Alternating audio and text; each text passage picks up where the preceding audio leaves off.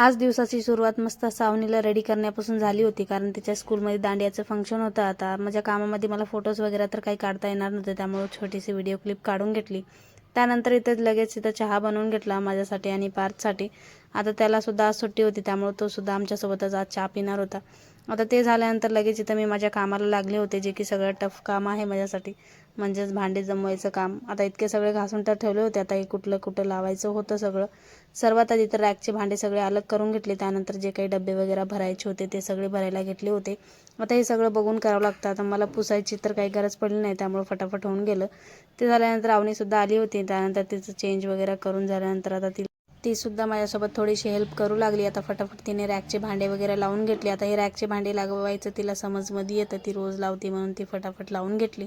ते झाल्यानंतर ते बाहेरचे स्टीलचे जे काही डबे होते ते फटाफट तिने मला आणून दिले आणि फटाफट मी जमून घेतले, तसं करू जेणेकरून माझं पटपट होऊन जाईल म्हणून. आता ते झाल्यानंतर पार्थला छोटीशी भूक लागली होती, तर त्याच्यासाठी मॅगी बनवून दिले. मग त्यानंतर पुन्हा कामाला लागले होते मी. आता स्टीलचे पूर्ण जमून झाले होते, प्लास्टिकचे जमवायचे बाकी होते. तर हे जमवायला जास्त वेळ लागणार नव्हता, कारण जिथल्या तिथंच ठेवून द्यायचं होतं. ते झाल्यानंतर बाहेरचं जे काही शोकेचं सामान होतं ते सगळं काढायला घेतलं होतं मी, कारण ह्याचं काही साफसफाई झाली नव्हती. फटाफट ते काढून घेतलं, पूर्ण बाहेरच्या हॉलचे जाळ्या वगैरे काढून घेतले. त्यानंतर पूर्ण हॉल झाडून घेतलं. आता नेहमी साफ करतच असते मी बाहेरचं, तरीसुद्धा इतका कचरा निघाला होता. त्यानंतर ते जे भांडे काढले होते बाहेरचे शोकेसचे कप वगैरे ते सगळे घासून घेतले. तर हे सुद्धा मला असंच घासून ठेवायचं होतं, जेणेकरून मला सकाळी लावायला सोपं पडेल, म्हणून वाळून जातील रासोळ म्हणून असंच ठेवलं. तर असा होता माझा आजचा दिवस. चलो बाय.